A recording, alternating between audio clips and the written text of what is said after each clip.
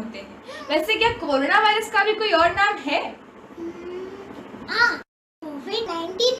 और इस कोविड-19 शब्द का आखिर मतलब क्या है? कोविड मतलब कोरोना वायरस डिजीज और 19 में शुरू हुआ था इसलिए इसको 19 कहते हैं। वाह, इट्स वेरी गुड। अब मैं तुमसे ये पूछना चाहती हूँ कि जैसे किन लोगों को इस वायरस से सबसे ज्यादा खतरा है? 10 साल से कम उम्र के बच्चों को और बुजुर्ग लोगों को। बुजुर्ग लोग यानी? नाना नानी दादा दादी। तुम्हें तो बहुत कुछ पता है, मुझे बहुत अच्छा लगा। अब मैं तुमसे ये पूछना चाहती हूँ कि जैसे कभी कभी किसी बहुत जरूरी काम के चलते हमें बाहर जाना पड़ता है, तो अगर हम कभी बाहर जाएं तो हमें क्या क्या सावधानियां बरतनी चाहिए? ये तो बहुत आसान है। हमें ग्लव्स पहन के जाना चाहिए, मास्क लगाना चाहिए और एक सैनिटाइजर की बोतल रखनी चाहिए और उसको समय समय पे इस्तेमाल करना चाहिए। अच्छा, तो अगर हमें मान लो कोरोना के लक्षण आना शुरू हो जाएं तो हमें क्या करना चाहिए? ये भी आसान है, तुरंत डॉक्टर के पास जाना चाहिए। जैसे कि अभी तुम जानती हो कि हम सभी अभी घर ही पर हैं, तो हमें अपनी ताकत को बढ़ाने के लिए, अपनी इम्यूनिटी को बढ़ाने के लिए क्या क्या चीजें करनी चाहिए? योगा करना चाहिए, एक्सरसाइजेस करनी चाहिए और हेल्दी फूड खाना चाहिए। हेल्दी फूड जैसे? फल, सब्जियां, अखरोट, बादाम, ऐसी चीजें। Very good. आई मीन तुम्हें तो सभी कुछ पता है और ये जानकारी हमने आपको भी दी है। तो घर पे रहिए, सुरक्षित रहिए और सारी सावधानियां लेते रहें।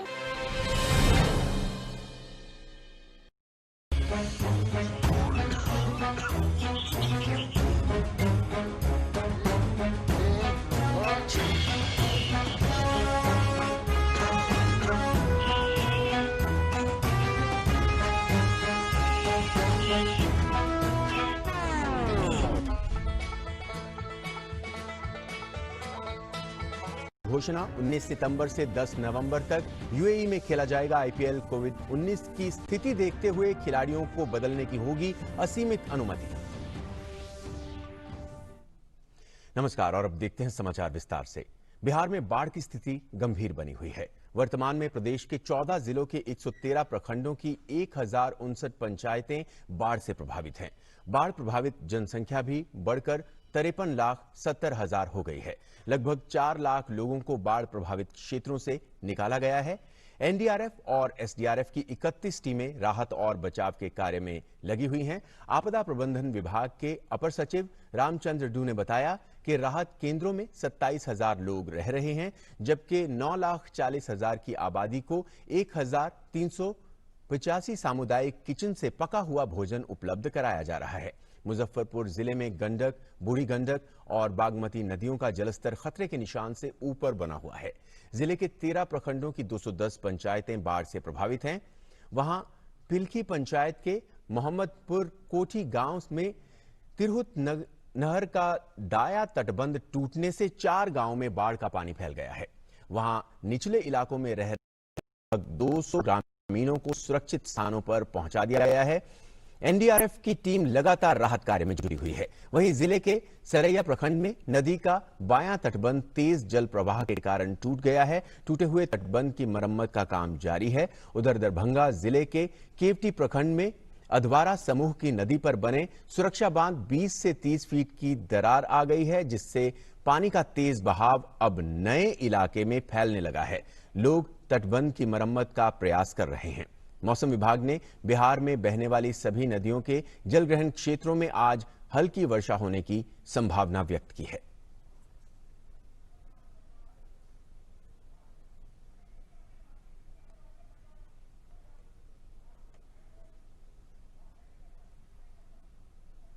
पंजाब में जहरीली शराब पीने से मरने वाले लोगों की संख्या बढ़कर 104 हो गई है।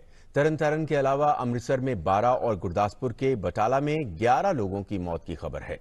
इस मामले में राज्य सरकार ने पुलिस और राजस्व विभाग के 13 अधिकारियों को निलंबित कर दिया है, जबकि कई आरोपियों की गिरफ्तारी की गई है। पुलिस इस मामले में नशे के सौदागरों तक पहुंचने के लिए तमाम लिंक जुटा रही है। पंजाब के मुख्यमंत्री कैप्टन अमरिंदर सिंह ने पहले ही इस मामले में मजिस्ट्रेट जांच के आदेश दिए हैं। इसके लिए एसआईटी भी बनाई गई है, जो पूरे मामले की जांच करेगी। केंद्रीय गृह मंत्री अमित शाह कोरोना पॉजिटिव हो गए हैं। गृह मंत्री ने खुद ट्वीट करके ये जानकारी दी। साथ ही उन्होंने उन तमाम लोगों से अपनी जांच कराने की अपील की है जो हाल के दिनों में उनके संपर्क में आए थे। अमित शाह ने ट्वीट किया इस बारे में।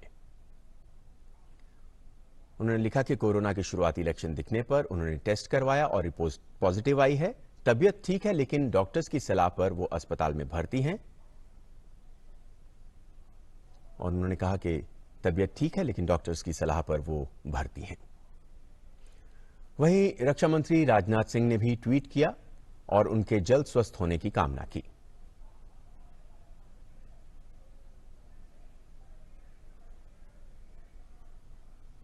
वहीं भाजपा के राष्ट्रीय अध्यक्ष जेपी नड्डा ने भी उम्मीद जताई कि जल्द ही केंद्रीय गृह मंत्री इस महामारी को मात देंगे।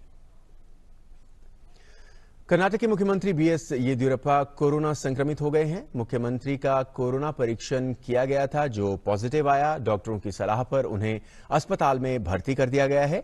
येदियुरप्पा ने कल ट्वीट कर खुद जानकारी दी थी कि वो कोरोना संक्रमित हो गए हैं। उन्होंने पिछले कुछ दिनों में अपने संपर्क में आए लोगों से सेल्फ क्वारंटीन होने को कहा है। और तमिलनाडु के राज्यपाल बनवारीलाल पुरोहित कोरोना वायरस से संक्रमित हो गए हैं। चेन्नई के कावेरी अस्पताल ने रविवार को ये जानकारी दी। राज्यपाल को घर में ही पृथकवास में रहने की सलाह दी गई है, जहां अस्पताल के डॉक्टरों की टीम उनके स्वास्थ्य की निगरानी करेगी। रविवार सुबह ही उन्हें अस्पताल ले जाया गया था, जिसके कुछ घंटे बाद ही उनके कोरोना पॉजिटिव होने की रिपोर्ट आई। तुलसीदास ने रामचरितमानस की चौपाइयों के माध्यम से अयोध्या की सुंदरता का बहुत ही सुंदर वर्णन किया है और आज भी अयोध्या की शोभा देखते ही बनती है। अवधपुरी प्रभु आवत जानी, भई सकल शोभा कै खानी। बहई सुहावन त्रिविध समीरा, भई सरजू अति निर्मल नीरा। अर्थात प्रभु को आते जानकर अवधपुरी संपूर्ण शोभाओं की खान हो गई है। तीनों प्रकार की सुंदर वायु बहने लगी है। सरयू जी अति निर्मल जल वाली हो गई हैं। यद्यपि सब बैकुंठ बखाना, वेद पुराण विदित जगु जाना। अवधपुरी सम प्रिय नहीं सोऊ, यह प्रसंग जानई को। अर्थात यद्यपि सबने बैकुंठ की बड़ाई की है, यह वेद पुराणों में प्रसिद्ध है और सारा जगत जानता है, परंतु अवधपुरी के समान मुझे वह भी प्रिय नहीं है। यह बात कोई कोई ही जानता है। जन्मभूमि मम पुरी सुहावनी, उत्तर दिस बह सरजू पावनी। जा मज्जनते बिनहि प्रयासा, मम समीप नर पावहि बासा। अर्थात यह सुहावनी पुरी मेरी जन्मभूमि है। इसके उत्तर दिशा में जीवों को पवित्र करने वाली सरयू नदी बहती है, जिसमें स्नान करने से मनुष्य बिना परिश्रम ही मेरे समीप निवास पा जाते हैं। दैहिक दैविक भौतिक तापा, राम राज नहीं काहूं व्यापा। सब नर करहि परस्पर प्रीति, चलहि स्वधर्म निरत श्रुति नीति। अर्थात राम राज्य में दैहिक दैविक और भौतिक ताप किसी को नहीं व्यापते। सब मनुष्य परस्पर प्रेम करते हैं और वेदों में बताई हुई नीति में तत्पर रहकर अपने अपने धर्म का पालन करते हैं। Bureau report, TD news. Shri Ram का व्यक्तित्व करुणा, समावेश, शांतिपूर्ण और जन केंद्रित लोकतांत्रिक मूल्यों पर आधारित है। उनके राज्य में सत्य और न्याय सर्वोपरि हैं। वो भक्ति और त्याग से परिपूर्ण हैं। इसीलिए वो मर्यादा पुरुषोत्तम श्री राम है। श्री राम के आदर्श मार्ग और उनके जीवन पर आधारित रामायण को उपराष्ट्रपति एम वेंकैया नायडू ने भारतीय संस्कृति का आधार बताते हुए कहा कि दुनिया के अनेक हिस्सों में उनकी सार्वभौमिक छवि का प्रभाव साफ तौर पर देखा जा सकता है। उपराष्ट्रपति ने अपने फेसबुक लेख में श्री राम मंदिर निर्माण को गौरवशाली अतीत की पुनर्स्थापना करने वाला बताया। उन्होंने लिखा, रामायण का जीवन दर्शन विस्तृत और विहंगम है। वजह यही है कि भारतीय संस्कृति के साथ ही दक्षिण पूर्वी एशिया की अनेक संस्कृतियों, समुदायों और पर इसने अपनी अमिट छाप छोड़ी है। वहीं भारत के लिए रामायण साझा चेतना का अभिन्न हिस्सा है। भक्तों के लिए श्री राम भगवान के रूप में पूजनीय हैं। वहीं रामायण समाज के आध्यात्मिक अभ्युदय को प्रशस्त करने वाला है। यानी रामायण भारतीय दर्शन की ऐसी झलक है जिसमें धर्म और सदाचार है। वेद और संस्कृत के विद्वान आर्थर एंटनी मैकडॉनल्ड के मुताबिक भारतीय ग्रंथों में वर्णित राम मूलतः पंथ निरपेक्ष थे। वहीं थाईलैंड में राजा का नाम ही राम के नाम पर होता है और 14वीं सदी में स्थापित इस राज्य की राजधानी का नाम ही अयोध्या रखा गया था। साथ ही रामायण के अनेक संस्करण हैं।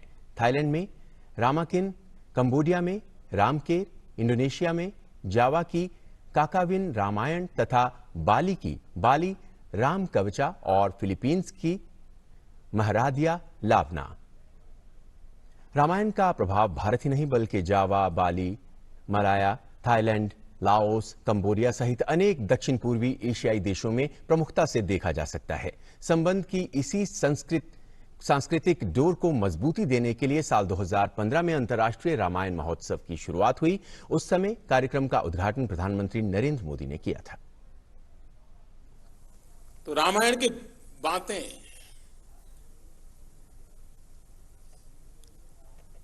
जिन विषयों की उसमें चर्चा है वो आज भी कितनी रेलेवेंट है।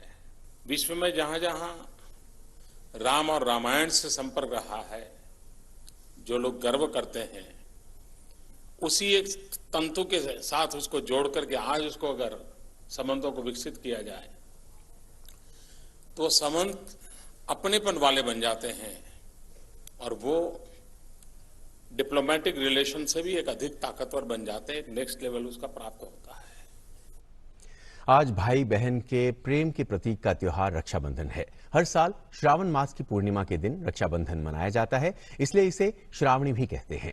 आज बहनें अपने भाइयों की कलाइयों पर राखी या रक्षा सूत्र बांधेंगी।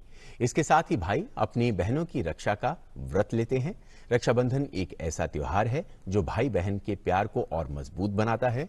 इस बार रक्षाबंधन कोरोना के कहर के बीच हो रहा है, लेकिन ये जरूरी है कि इस साल त्योहार मनाते समय सभी लोग मास्क पहनना और सामाजिक दूरी का पालन करने जैसी आवश्यक बातों का पालन करें। राष्ट्रपति रामनाथ कोविंद और उपराष्ट्रपति वेंकैया नायडू ने रक्षाबंधन की पूर्व संध्या पर देशवासियों को बधाई दी। अभिनेता सुशांत सिंह की मौत मामले में बिहार पुलिस ने एक नया खुलासा किया है। पुलिस के मुताबिक कई दिनों से सुशांत मोबाइल में जिस सिम का इस्तेमाल कर रहे थे वो उनके नाम पर नहीं थे। उनमें से एक सिम कार्ड उनके दोस्त सिद्धार्थ पिठानी के नाम पर है। पुलिस ने बताया कि कॉल डिटेल रिकॉर्ड्स ट्रैक कर रहे हैं। वहीं दूसरी ओर बिहार पुलिस सुशांत की मौत से पहले उनकी पूर्व मैनेजर दिशा सल्यान के परिवार से भी पूछताछ कर सकती है। दिशा के परिजनों से फिलहाल बिहार पुलिस का संपर्क नहीं हो पाया है। सुशांत बीते महीने की 14 तारीख को बांद्रा स्थित अपने फ्लैट पर मृत पाए गए थे।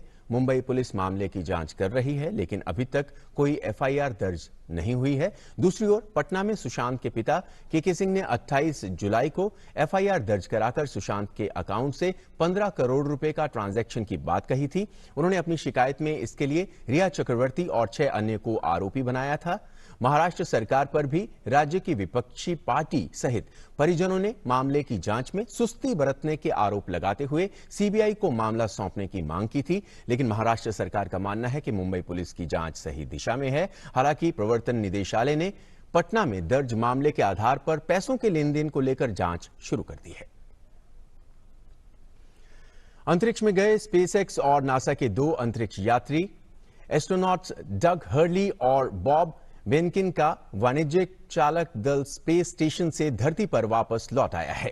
स्पेसएक्स ड्रैगन कैप्सूल में सवार डग हर्ले और बॉब बेनकिन 2 महीने की यात्रा के बाद मेक्सिको की खाड़ी में उतरे। गौरतलब है कि 31 मई को स्पेसएक्स का क्रू ड्रैगन अंतरिक्ष यान नासा के अंतरिक्ष यात्रियों रॉबर्ट बेनकिन और डगलस हर्ले को लेकर सफलतापूर्वक अंतर्राष्ट्रीय अंतरिक्ष स्टेशन पहुंचा था। इसे अमेरिकी अंतरिक्ष कार्यालय में एक नए युग की शुरुआत माना जा रहा है।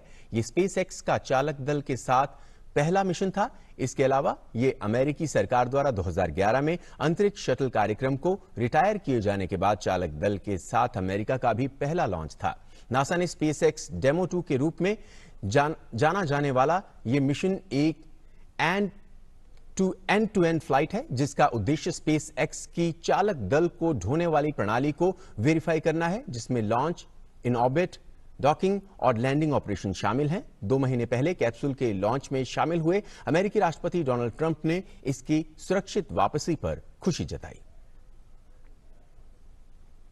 और खबर खेल जगत से, इंडियन प्रीमियर लीग की संचालन परिषद को भारत सरकार की ओर से यूएई में आईपीएल सीजन 13 को कराने की आधिकारिक रूप से अनुमति मिल गई है। टूर्नामेंट का आयोजन यूएई में 19 सितंबर से 10 नवंबर तक होगा। इस बार आईपीएल में शाम के मैच 7:30 बजे से शुरू होंगे। आईपीएल गवर्निंग काउंसिल ने हर टीम के लिए 24 सदस्य रखने की सीमा निर्धारित की है। इसके अलावा कोविड-19 सब्स्टिट्यूट रखने को लेकर भी फैसला लिया गया है। वहीं आईपीएल के सभी प्रायोजकों को बरकरार रखा गया है। रफ्तार के सौदागर ब्रिटिश F1 चालक लुइस हैमिल्टन ने आखिरी लैप में टायर पंक्चर होने के बावजूद ब्रिटिश ग्रां प्री को अपने नाम कर फॉर्मूला 1 करियर की 87वीं जीत हासिल की। इस जीत के साथ ही वो महान F1 चालक माइकल शूमाकर के रिकॉर्ड से 4 खिताब दूर रह गए हैं। वहीं ब्रिटेन के इस चालक ने घरेलू सिल्वरस्टोन ट्रैक पर रिकॉर्ड 7वीं जीत दर्ज की। उन्होंने दूसरे स्थान पर रहे रेडबुल के मैक्स वर्स्टैपेन से 6 सेकंड कम समय लिया। आखिरी क्षणों में हैमिल्टन की टीम मर्सिडीज के साथ वल्टेरी बोटास दूसरे नंबर पर चल रहे थे, लेकिन जब 3 लैप बाकी थे तब उनका टायर पंक्चर हो गया और वर्स्टैपेन को आगे निकलने का मौका मिल गया। फेरारी के चार्ल्स लेक्लर्क तीसरे स्थान पर रहे, जबकि बोटास 11वें स्थान पर खिसक गए। वर्षों बाद ग्राम सभा जम्मू कश्मीर में तरक्की की नई इबारत लिखी जा रही है। जम्मू कश्मीर को विकास की डगर पर लाने और जमीनी संस्थानों को मजबूत करने के लिए सरकार ने पंचायत और निकाय चुनाव कराए। अब उसका रिजल्ट सामने आने लगा है। सड़क, बिजली, पानी और बुनियादी जरूरतों को पूरा करने के लिए जोर शोर से काम हो रहा है।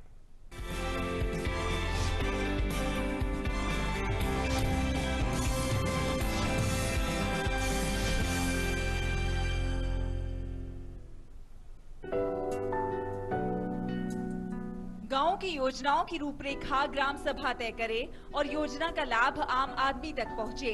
जम्मू कश्मीर में अब ये सिर्फ एक कहावत नहीं है। विकास की लहर को आगे बढ़ाने और जमीनी स्तर पर लोकतंत्र को मजबूत करने के लिए जो स्थानीय नुमाइंदे चुने गए, वो अब जनता की उम्मीदों पर खरे उतर रहे हैं। जनता की अपेक्षाओं से जुड़े मसाइल के लिए अब लोगों को दर बदर भटकने की जरूरत नहीं पड़ रही है। पंचायत जरूरी होना चाहिए, नुमाइंदे सरपंच होना चाहिए, पंचस होने चाहिए। इसे डेवलपमेंट होता है गाँवों में। कोचे बनते हैं, वो ड्रेनेज बनते हैं, पार्क्स बनते हैं, बहुत काम होता है। पानी, सड़क, बिजली, अच्छी तालीम, ये सब बुनियादी जरूरतें हैं। जम्मू कश्मीर में इन्हीं जरूरतों को पूरा करने और लोकतांत्रिक इकाइयों को मजबूत करने के लिए स्थानीय नुमाइंदों का चुनाव कराया गया, जिसके नतीजे सामने आ रहे हैं। ग्रास रूट डेमोक्रेसी की जड़ें तो मजबूत हो ही रही हैं, साथ ही साथ ग्राम सभा सत्ता आम लोगों के बीच स्थापित हो गई है।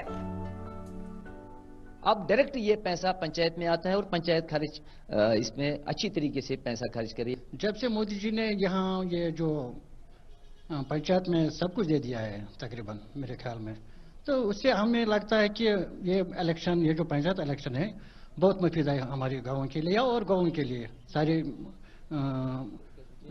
J&K के लिए। केंद्र शासित प्रदेश जम्मू कश्मीर में लगभग 40,000 पंचायत प्रतिनिधियों को जीवन बीमा कवर मिल रहा है। गृह मंत्रालय के निर्देश पर जम्मू कश्मीर में पंचों और सरपंचों को पुलिस सुरक्षा के साथ ही बीमा कवरेज मिल रहा है। क्योंकि हम बॉर्डर एरिया से तल्लक रखने वाले थे, हमें कहीं जाना था, खतरा था, हमारे परिवार को कुछ मिलने वाला नहीं था। इंश्योरेंस का ऐलान किया है, उससे हम बहुत खुश हैं। वर्षों बाद जम्मू कश्मीर में पंचायती राज निजाम गांधी जी के सपने को पूरा कर रहा है। पंचायती राज लोकतंत्र की मजबूत कड़ी है। जम्मू कश्मीर के विकास की रूपरेखा ग्राम सभा तय कर रही है और योजनाओं का लाभ आम आदमी तक पहुंचाया जा रहा है। बुनियादी जरूरतों को पूरा करने में आने वाली मुश्किलों से निजात दिलाने के लिए आम लोग अपनी पंचायत और निकाय चाहते थे, जहां हर फैसला वो खुद ले सकते हैं। तो बदले माहौल में पंचायत और ग्राम सभा लोगों की उम्मीदों पर पूरी तरह से खरा उतर रहा है। धारा 370 हटाए जाने के बाद पहली बार पंचायती राज निज़ाम अपने पूरे अधिकारों के साथ फैसले लेने लगी है। कोविड-19 महामारी के बीच पंचायतों ने शानदार भूमिका निभाई है। जाहिर है तरक्की की ये गाड़ी अब गांव, खेत, खलिहानों तक दौड़ने लगी है। कैमरामैन सुमित के साथ मसरूर फैजी, डीडी न्यूज़ के लिए।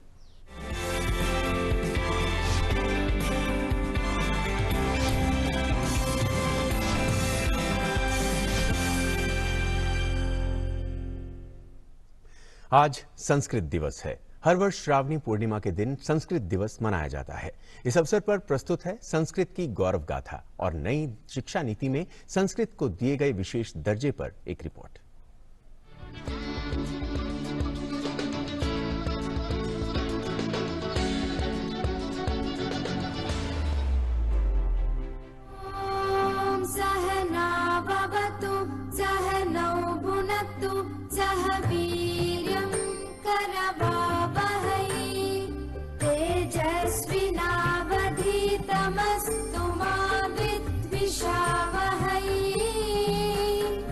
संस्कृत भारत की विश्व को अनमोल देन, जिसके नाम में ही संस्कृति है, परिष्कार है, शुद्धता है। 1500 ईसा पूर्व जब बाकी दुनिया बर्बर युग में जी रही थी, तब संस्कृत ने वेदों के रूप में ज्ञान के सर्वोच्च शिखर को छू लिया था। सभी के सुख और कल्याण की परिकल्पना कर ली थी। वसुधैव कुटुंबकम का सार्वभौमिक दर्शन दे दिया था। एक तरफ जहां ईसा से 1000 वर्ष पूर्व ही संस्कृत का भव्य व्याकरण रचा जा चुका था, वहीं अंग्रेजी व्याकरण ने अपना प्रारंभिक रूप ही लेना 1600 ईस्वी में शुरू किया। संस्कृत के लगभग 2000 वर्ष बाद शून्य, दशमलव, बीजगणित, नक्षत्रों की स्थिति, धरती से सूर्य की दूरी जैसे अनगिनत गूढ़तम रहस्यों को वराहमिहिर, आर्यभट्ट, श्रीपति, लल्ल, ब्रह्मगुप्त, भास्कराचार्य जैसे खगोल गणितज्ञों ने अपनी बुद्धि विशालता से 10वीं शताब्दी तक उद्घाटित कर दिया था, जिससे आज तक पाश्चात्य खगोल शास्त्री भी आश्चर्यचकित हैं। वर्ष 2014 में अपने पहले कार्यकाल में ही वेद वाक्यों का उद्घोष कर प्रधानमंत्री नरेंद्र मोदी ने संस्कृत और संस्कृति के प्रति अपनी प्रतिबद्धता स्पष्ट कर दी थी। भारत का मतलब वसुधैव कुटुंबकम, भारत का मतलब सर्वपंथ संभाव, भारत का मतलब सत्यमेव जयते, भारत का मतलब अहिंसा परमो धर्म, भारत का मतलब एकम सत विप्राह बहुधा वदंती, भारत का मतलब है तेन तक्तेन भूंजी था। पिछले 6 वर्षों में सरकार ने एक के बाद एक ऐसे निर्णय लिए जिससे संस्कृत जगत में एक नए उत्साह का संचार हुआ। इसी क्रम में बुधवार को घोषित हुई नई राष्ट्रीय शिक्षा नीति है, जिसके केंद्र में संस्कृत एवं अन्य भारतीय भाषाओं को प्राथमिक देना स्वीकार्य है। यह बात प्रधानमंत्री नरेंद्र मोदी ने अपने ट्वीट में स्पष्टता से रेखांकित भी की है। शिक्षा मंत्री डॉक्टर रमेश पोखरियाल निशंक ने भी संस्कृत को नई राष्ट्रीय शिक्षा नीति में केंद्रीय भूमिका देने की बात कही है। इससे पहले संस्कृत के 3 मान्यत विद्यापीठों को केंद्रीय विश्वविद्यालय का दर्जा देने का अहम कदम भी उठाया गया है। ये 3 संस्थान हैं नई दिल्ली स्थित केंद्रीय संस्कृत विश्वविद्यालय और श्री लाल बहादुर शास्त्री राष्ट्रीय संस्कृत विश्वविद्यालय, तो वहीं तिरुपति स्थित राष्ट्रीय संस्कृत विश्वविद्यालय।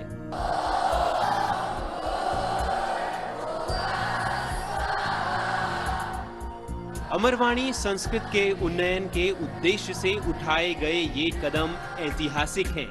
निश्चित ही इनसे संस्कृत की आभा आधुनिक युग में और भी प्रखरता के साथ चमकेगी। DD news desk.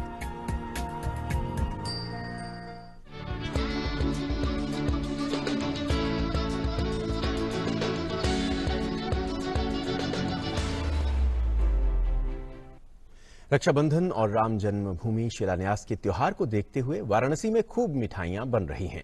इस समय ये मिठाइयां और ज्यादा उपयोगी हो गई हैं क्योंकि मिठाइयां ऐसे बनाई जा रही हैं कि इम्यूनिटी भी बढ़ाने का काम करें। दुकानों के बाहर लोग सोशल डिस्टेंसिंग का पालन करके दुकान में सैनिटाइज होकर प्रवेश कर रहे हैं और दुकानदार अपने सांसद और देश के प्रधानमंत्री का नारा आपदा में अवसर को चरितार्थ कर रहे हैं। और वे जो मिठाइयां बना रहे हैं उनमें ऐसी चीजों का प्रयोग कर रहे हैं जो हमारी रोग प्रतिरोधक क्षमता को बढ़ाता है। इम्यूनिटी बढ़ाने के लिए हर मिठाइयों में मेवा, ड्राई फ्रूट, केसर का प्रयोग ज्यादा कर रहे हैं जिससे लोगों की इम्यूनिटी भी बढ़े। हम रसगुल्ला भी हम बना रहे हैं तो उसमें रसगुल्ले में भी केसर का प्रयोग किया जा रहा है। राजभोग है उसमें भी केसर और खीरमोहन वगैरह में। बाकी मेवे की मिठाइयाँ तो हमारे यहाँ विभिन्न तरह की अनेकों तरह की बनी हुई हैं जो कि पिस्ता, केसर, बादाम से बनाई जा रही है। लोग भी अपने शहर के विश्वसनीय दुकानों से त्योहार के अवसर पर मिठाइयाँ खरीद रहे हैं और खुश हैं कि मिठाइयाँ इम्यूनिटी बढ़ाने का काम भी करेंगी। I am come to here because these peoples are making immunity booster sweets also with sugar free sweets। इसलिए मैं राजबंधु के यहाँ से मिठाई लेना प्रेफर करती हूँ क्योंकि इनकी क्वालिटी बहुत बेस्ट होती है और कोविड-19 के सीज़न में इन्होंने इम्यूनिटी बूस्टर स्वीट्स स्पेशली बनवाई हैं जो कि सबके लिए बहुत बेनिफिशियल है। तो आप लोग को भी अगर स्वीट्स लेने हो तो आप यहाँ पे ज़रूर आए। आने वाले त्योहारों और राम जन्मभूमि शिलान्यास के अवसर के लिए दुकानों पर मिठाई तैयार हैं, जबकि वहीं लोग मिठाई खाने के बहाने ढूंढ रहे हैं। कोविड ने व्यापारियों को भी सचेत कर दिया है। इस तरह से मिठाइयां बना रहे हैं जिससे हमारी इम्यूनिटी बूस्टअप हो। ये हमारे स्वास्थ्य का ख्याल रख रहे हैं। इस त्योहार में लोग खुश होंगे, मिठाइयां बांटेंगे, इसलिए ये ऐसी मिठाइयां बना रहे हैं कि इस कोविड-19 के लड़ने में ये इम्यूनिटी बूस्टअप हो लोगों की, हमारी, आपकी और सभी की। Doctor Harkesh Bahadur Singh Gautam, DD news, Varanasi. गर्दन में दर्द की समस्या बेहद आम है जो कई बार सर्वाइकल स्पॉन्डिलाइटिस की वजह से उत्पन्न हो सकती है। गर्दन में दर्द को अक्सर नजरअंदाज किया जाता है। सर्वाइकल स्पॉन्डिलाइटिस क्या है और कैसे इससे बचाव संभव है, इस विषय पर डॉक्टर भावुक गर्ग से खास बातचीत की हमारी संवाददाता किरण भारद्वाज ने। सर्वाइकल स्पॉन्डिलोसिस की समस्या काफी लोगों को प्रभावित करती है। क्यों होती है यह समस्या और सर्वाइकल स्पॉन्डिलोसिस की समस्या से कैसे बचा जा सकता है, समझते हैं डॉक्टर भावुक गर्ग से। डॉक्टर गर्ग, आपका स्वागत है। डॉक्टर गर्ग, बहुत से लोग हैं जो सर्वाइकल स्पॉन्डिलोसिस से परेशान रहते हैं। इस समस्या का कारण क्या है? सर्वाइकल स्पॉन्डिलोसिस की अगर हम बात करें तो यह जैसे कि हमारे बाल सफेद हो जाते हैं उम्र के साथ साथ, वैसे ही सर्वाइकल स्पॉन्डिलोसिस में गर्दन की हड्डियां और जो उसके अंदर की डिस्क हैं वो भी उम्र के साथ साथ सफेद होती हैं, उम्र के साथ साथ बूढ़ी होती हैं। इसके प्रॉब्लम्स काफी हो सकते हैं। ये इस बात पे भी ये उन कुछ लोगों में स्पेशली कॉमन भी होता है जो कि कुछ प्रोफेशन से रिलेटेड हैं, जैसे कि कंप्यूटर वर्कर्स हो गए या फिर टाइपिस्ट हो गए या जो गर्दन पर हैवी वेट्स कैरी करते हैं जैसे कि बिल्डिंग की कंस्ट्रक्शन वर्कर्स हो गए हैं। सर्वाइकल स्पॉन्डिलोसिस के लक्षण क्या हैं? सर्वाइकल स्पॉन्डिलोसिस के लक्षण काफी वेरी करते हैं। सबसे कॉमन लक्षण हो सकता है कि गर्दन में दर्द होना, जो कि यूजुअली हमारी मिड लाइन में होता है। इसके अलावा हमारे कंधों में दर्द, यह दर्द हमारे हाथों में भी जा सकता है। कभी कभी करंट जैसी सेंसेशन भी जो है हाथों में जा सकती है। यह भी सर्वाइकल स्पॉन्डिलोसिस का लक्षण हो सकता है। अगर हम बात करें ज्यादा गंभीर केसेस की तो उसमें आपके पैरों में और हाथों में भी कमजोरी आ सकती है, चलने में लड़खड़ाहट हो सकती है और एक्सट्रीम केसेस में पेशाब और लैट्रिन का कंट्रोल भी जा सकता है। क्या सावधानी रखी जाए जिससे सर्वाइकल स्पॉन्डिलोसिस से बचाव हो सके? सर्वाइकल स्पॉन्डिलोसिस का उपचार एवं बचाव दोनों ही संभव है। जैसा कि हम कहते हैं कि prevention is better than cure, so बचाव ही सबसे अच्छा रास्ता है। उसके लिए आपको रेगुलर एक्सरसाइजेस करनी चाहिए गर्दन की।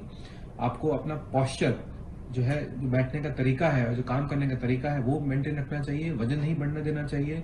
स्मोकिंग को अवॉइड करना चाहिए। जब आप कंप्यूटर पे काम करें तो आपकी जो स्क्रीन है वो आपकी आंखों के लेवल तक ही आए और आप एक आरामदेह कुर्सी पर बैठें और आपके हाथ कुर्सी पे रेस्ट करें। तो ये सब अगर आप प्रिकॉशंस लेंगे कंप्यूटर पे काम करते हुए या अपने पोस्चर से रिलेटेड, तो सर्वाइकल स्पॉन्डिलोसिस से काफी हद तक बचा जा सकता है। धन्यवाद डॉक्टर गर्ग इस जानकारी के लिए। नियमित रूप से व्यायाम करें। ये ध्यान दें कि आपका पोस्चर सही है या नहीं। साथ ही सावधानी रखें जिससे सर्वाइकल स्पॉन्डिलोसिस के खतरे को कम किया जा सके। किरण भारद्वाज, डीडी न्यूज। और इसके साथ ही इस बुलेटिन में फिलहाल इतना ही, लेकिन जाने से पहले एक बार फिर से आपको रक्षाबंधन के त्योहार की बहुत बहुत बधाई। और साथ ही आपसे यही अपील करेंगे कि इस दौरान सोशल डिस्टेंसिंग का पालन जरूर करें, मास्क का इस्तेमाल जरूर करें, अपने आप को कोविड-19 से बचाए रखें। दीजिए इजाजत, नमस्कार।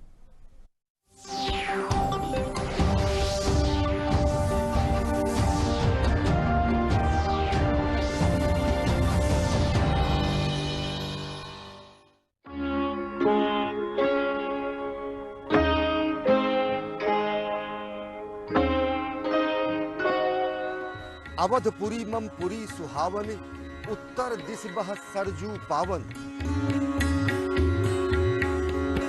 रमन्ते योगिनो यस्मिन सह रामा।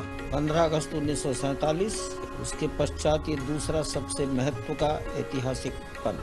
जा मंजनते विनय प्रयासा, मम समीप नर पावहि वास। ये महज एक मंदिर ही नहीं होगा,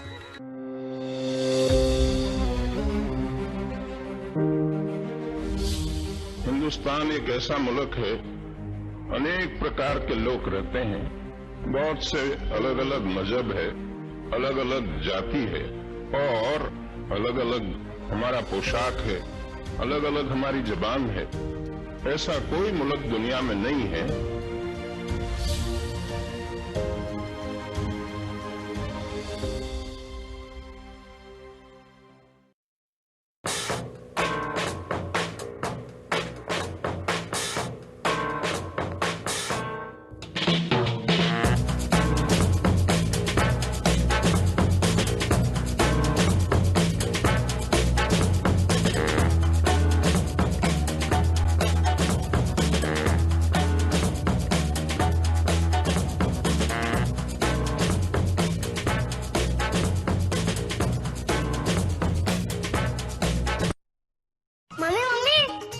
आपके पास आधार है? हाँ है, और पापा के पास भी है। तो फिर मेरे पास क्यों नहीं? क्योंकि तुम अभी बहुत छोटे हो। टीचर कह रही थी मेरा भी आधार होना चाहिए। अच्छा? और चुटकी का भी। नवजात शिशु का भी आधार बनाया जा सकता है। आधार पंजीकरण के लिए अपने नजदीकी आधार केंद्र, स्कूल से संपर्क करें। आधार पंजीकरण पूरी तरह से निःशुल्क है। मेरे बच्चे की सही शुरुआत, मेरा आधार, मेरी पहचान।